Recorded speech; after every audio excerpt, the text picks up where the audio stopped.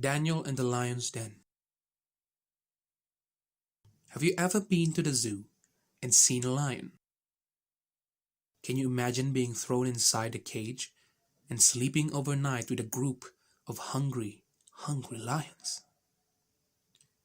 Well, that's exactly what happened to a man named Daniel.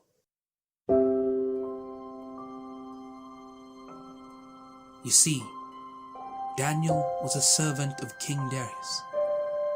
Yet even though Daniel was his servant, King Darius considered him his most loyal and closest friend. Because of this, the other servants of the king were jealous of Daniel. They considered his presence a threat to their own careers. And so one day, these jealous servants conspired to kill Daniel.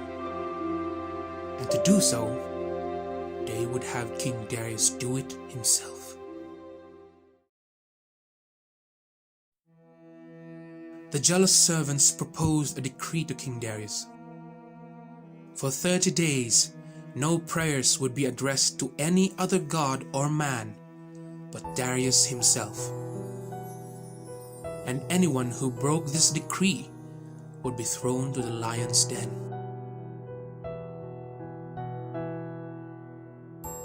King Darius signed the decree.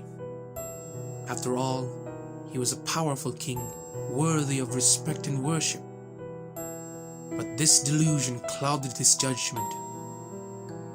For unbeknownst to him, his closest friend Daniel, an Israelite, prayed daily and only to the God of his forefathers, the God of Israel.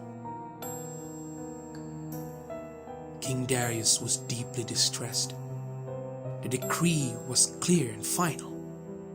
The law could no longer be changed. He had to condemn Daniel to death and throw him into the lion's den.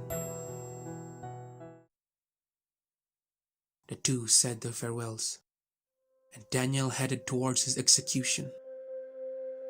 Darius, knowing his friend's faith on God, hoped that his God would protect him. And thus, the den was shut and night fell. Darius was distraught. He couldn't sleep, knowing that Daniel was now a feast for the savage lions. So when the sun had finally risen from the east, he hurriedly visited the den. He cried out for Daniel's name, hoping against hope, asking if Daniel's God had saved him. A quiet voice from inside the den replied,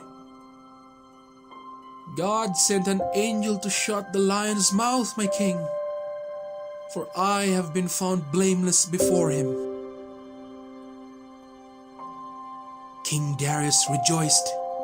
He immediately released Daniel and commanded his soldiers to capture those who conspired against his friend. Their punishment: to be thrown into the lion's den. King Darius celebrated Daniel's freedom by making a new decree that Daniel's God, the God of Israel, was the one true God, and that he should be worshipped and feared by all men.